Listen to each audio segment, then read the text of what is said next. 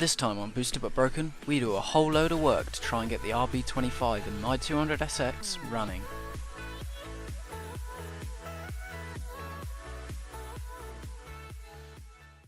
Okay, so to save you guys like watching a 4-hour long video of me scratching my head and reading the manual that's online, I've already gone ahead and installed the complete wiring loom, which is everything to do with the engine, as well as the interface loom, which pretty much just links it to the car and makes all the dash work and stuff.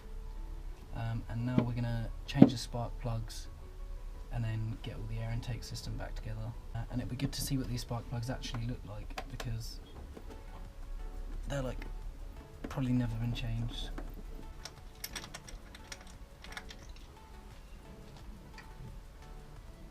Not too bad. It's actually pretty good. It's like pretty black around the outside, brown on the inside, but not too like pale. Not too pale is basically like if it's really white then it's mad lean, which is hot. If it's really dark then that means it's like really rich, which is also better than lean but not great for power anyway. But that actually looks pretty good.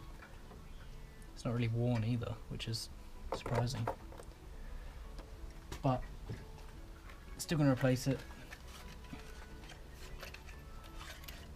Literally exactly the same thing going back in it, so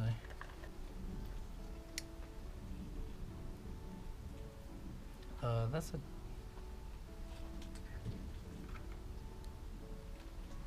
okay, that's a different spark plug. Equally looks totally fine,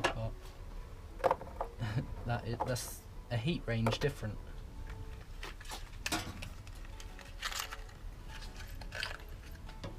mean, surely you would match your plugs, I don't know.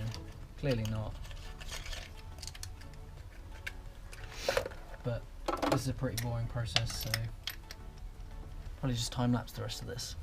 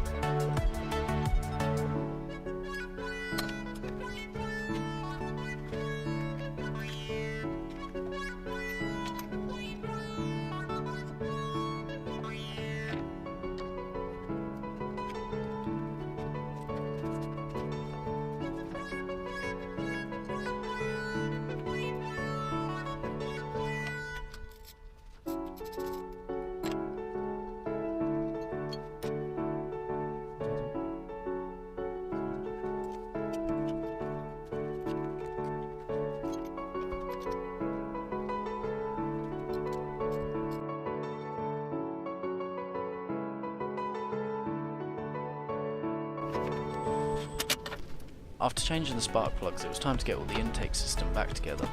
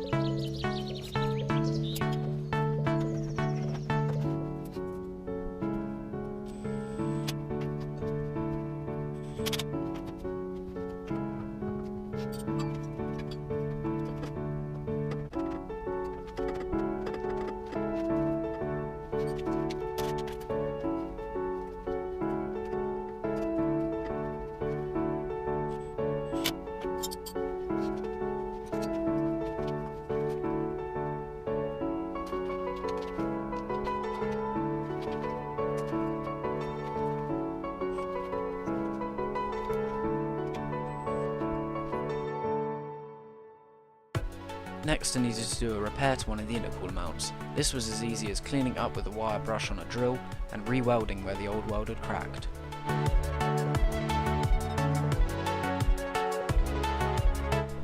Once I'd finished these jobs, a bunch of my friends came round the following day. We got the radiator put on, all the fluids done, the oil, the gearbox oil, everything else done, a lot of tiny little jobs that took quite a while, but we did those off camera. And then what you're about to see is the confused mess that is me and a group of my friends trying to start this Rb25.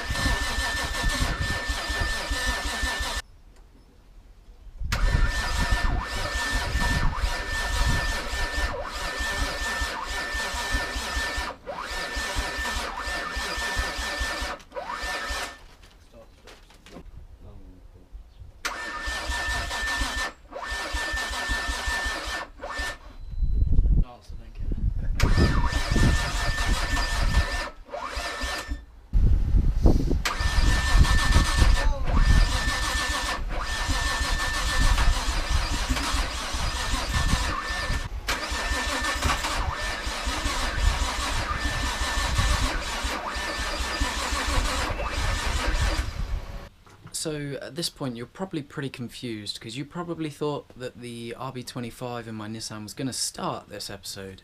Well, if I'm honest, so did I. We had everything set up, everything was good to go. We even did some things we didn't even need to do, really. They were just kind of optionals, but I did them anyway. And then it wouldn't start, like as you've just seen. You saw 4 attempts there, and editing the footage, we tried about 18, 19 times. I didn't think you'd want to sit through that, so I didn't put that in. But basically what ended up being the problem is on the exhaust camshaft, and I'll put pictures here and sort of circle to make it easier to see. On the exhaust camshaft, there's basically like a half moon keyway that drives this, which is a cam angle sensor. And basically what that does is tells the ECU where in the cycle of combustion the engine is. So this is important because it needs to know when to shoot fuel in and when to hit the spark.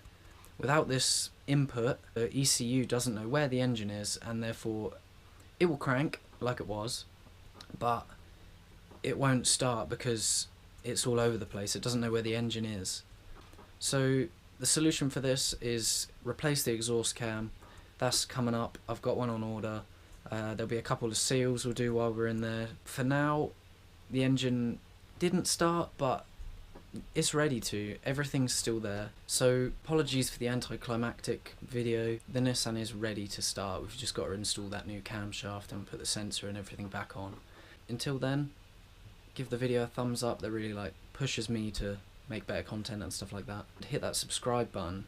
Thank you for watching. I'll see you in the next video where we're going to be installing the new camshaft in the Nissan, and I promise you the next video will not go without it starting.